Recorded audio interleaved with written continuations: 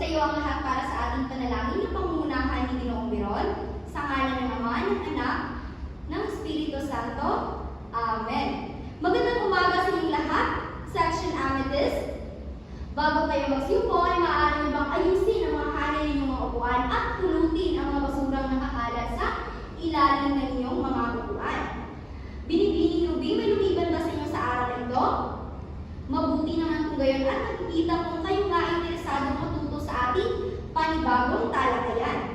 Ngunit bago tayo magsimula sa ating talakayan, ay meron akong hinandang panuntunan na magiging gawin natin sa ating klase ngayong araw kung saan pinagpapagatan ko itong bida.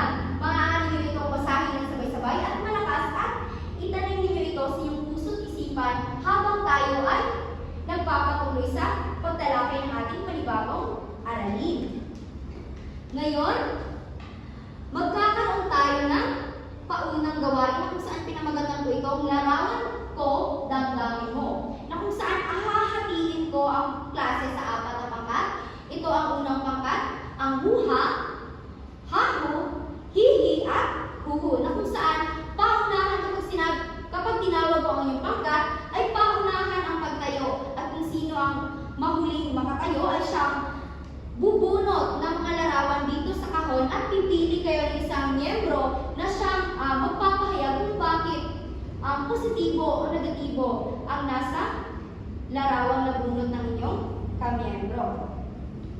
Huhu, Ginoong Susobrado, dahil ikaw ang nahuling nakatayo, maaari ka bang bubunot ng larawan. At ang nabunot na larawan ni Susobrado ay ito. Bakit mo ito nasabing sinabi ni Susobrado na negatibo ito? Bakit ito negatibo? Binibining mabang yan? Tama, no? Negatibo ang pagpuputol ng punong kahoy dahil hindi ito nakakatulong sa ating kalikasan. Pagpos, ito ay nakakasama. Sunod naman ay buha.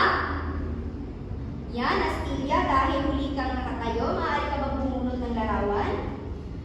At ang nabunot na larawan ng binibining Astilya ay eto. Bakit ito positibo? Binibining Navales. Ayan, positibo ang pagtatanim ng punong kahoy dahil ito ay nakakatulong sa ating kalikasan. Ngayon ay nakikita ko nga kayo ay masihan sa ating ginawang gawain, ngunit bago tayo magpatuloy ay maaari ko bang tanungin kung natatandaan pa ba ninyo kung ano ang ating itinalakay ng nakaraang talakayan. Ano nga ang ating tinalakay ng nakaraang talakayan, Miss Israel? Tama, pangungusap. Binibining ko sito, ano nga ba ang pangungusap?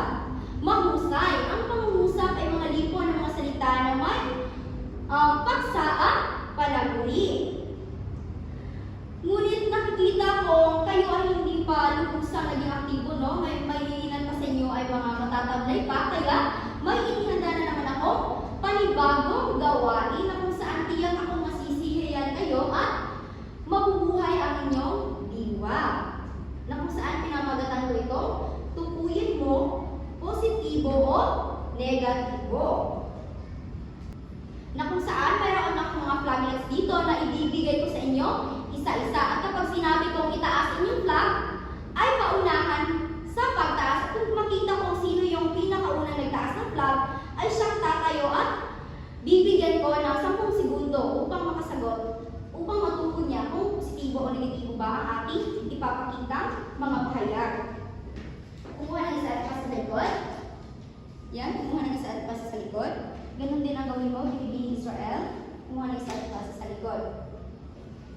Kapag sinabi ko, itaas! Ayan, Susobrado, ikaw ang nauna. Maaari mo tukuyin ang paunang pahayag. Tama, ito ay positibo. Ngunit hindi muna natin ito pagbibigyang pansin dahil itatalakay muna natin ito mamaya-maya. Narito ang susunod.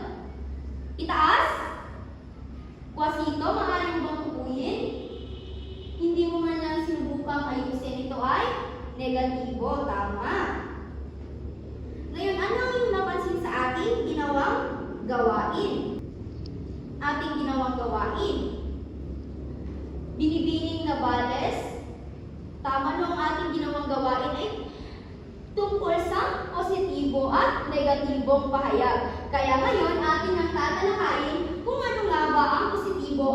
negatibong pahayag. Ay, ngunit bago iyan, narito ang ating layunin sa pagtatapos ng aralin ay ang mga mag-aaral ay narito ang iyong inaasahan na mapanggan sa pagtatapos ng ating aralin. Maaari niyo lamang itong basahin ng tahimik. Ayan natin ang ipagpapatuloy. Ang pahayag ay isang paraan ng pagpapahayag ng iniisip, nararamdaman o opinyon. Maaari itong pasalita o pasulat. Sa pagpapahayag ng ating mga damdamin, hindi lamang ito nakasentro o nakafocus sa pagsalita. Maaari din natin itong sa pagsulat, kagaya na lamang kapag sumasulat tayo sa ating mga diary na kung saan pinapahayag natin kung ano nga ba ang ating nararamdaman o ating salubin. Ngayon, dumako naman tayo sa dalawang uri ng pagpapahayag. Ang dalawang uri ng pahayag ay meron dalawang uri para positibo at negatibong pahayag. Kapag sinabi natin positibong pahayag, ito ay nagsasaad ng mga ideya o isipang kaaya-aya o maganda ang dating sa tagapakinig o mga magbabasa. Kapag ibig sabihin ng positibong pahayag, kapag sinabihan tayo maganda si Queenie, di ba ang nararamdaman natin ay nasisiyahan tayo kasi sinabihan niya tayong maganda. At madalas itong ginagamitan ng mga panandang gaya ng totoo, tunay, talaga, sadya at iba pa. At kapag tayo naman nagsasabi na sumasang-ayon tayo, tunay niyang maganda si Queenie. Yon. Narito pa ang mga halimbawa ng mga positibong pahayag na sa gayon ay mas lalo nating maunawaan. Totoo, mas maganda si Ana kaysa sa kanyang kapatid. Na kung saan may positibo, ito ay positibong pahayag. Ito ay positibong pahayag dahil sinabihan si Ana na maganda raw kaysa sa kanyang kapatid.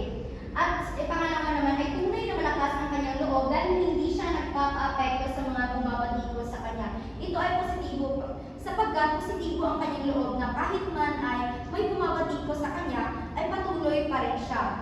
No? At may mga pagkakataon na kahit gumagamit ng negatibong salita ay nananatili pa rin positibo ang dating ng mga pahayag. At narito naman ang negatibong pahayag. Kapag sinabi natin negatibong pahayag, ito ay kabaligtaran ng positibong pahayag na kung saan ito ay naglalaman ng mga kaisipang hindi kanais-nais sa lugar o hindi nakakalugod sa nakararami. Halimbawa na lang dito sa konteksto na sinabihan mo, napakapangit naman ang ugali mo, Regine. Diba? Ito ay naglalaman ng negatibo dahil si Regine ay nasasaktan kapag sinasabihan siya napakapangit ang kanyang ugali. At narito ang mga halimbawa na mas maunawaan pa natin ng maayos. Walang makikita ang kagandahan sa kanyang pag-uugali kahit ano pa ang kanyang gawin. So makikita natin ito sa halimbawa na wala talagang positibo. Ang lahat ng nasa halimbawa ay purong negatibo na kung saan ito ay nakakasakit ng damdamin ng mga taong pinagsasabihan natin ng mga ganoong mga salita. Kaya, para sa kabuuan, ang negatibo at positibong salita, ay ang positibong salita, ito ay naglalaman ng mga salita ang kaaya-aya na kung saan kaya sarap pakinggan, hindi ka nakakasakit at excuse me, at ang negatibong pahayag naman ay ito ay kabaligtaran ng positibong pahayag na kung saan gaya lamang ng pangit na ugali mo na kung saan hindi talaga siya nakakaaya o na ikaw ay nagbibigay po na sa iyong kapwa ng hindi mga kaaya-aya ang salita. Ngayon, upang masukat ko kung lubos niyo bang nawaan ng ating talakayan sa ating panibagong paksa, binibining arado, maaari ka bang tumayo at maaari ka bang sagutan ng ating hinandang katanungan?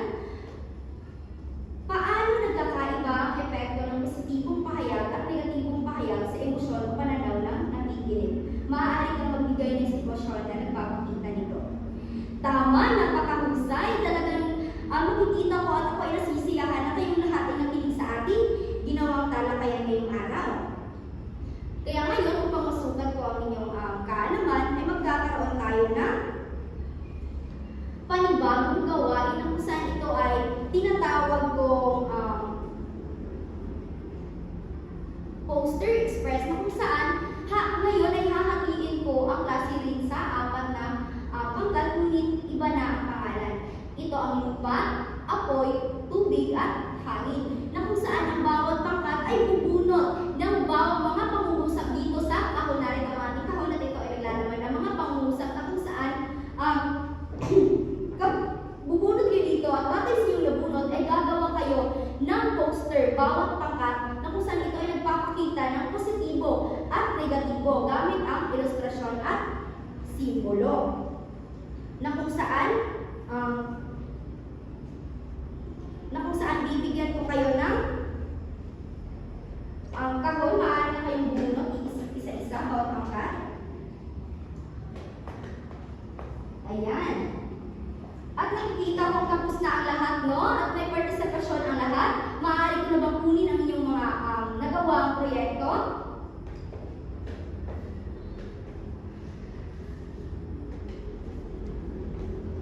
Ayan. Narito ang inyong mga nagawang proyekto.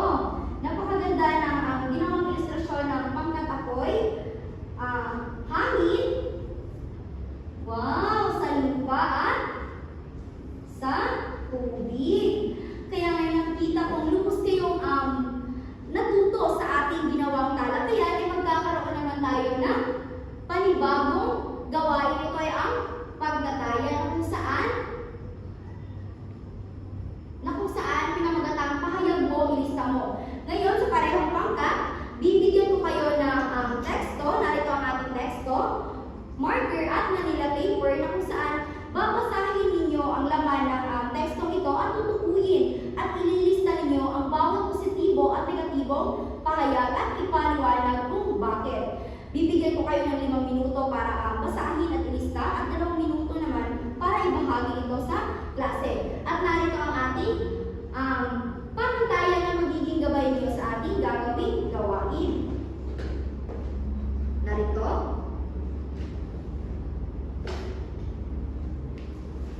At narito.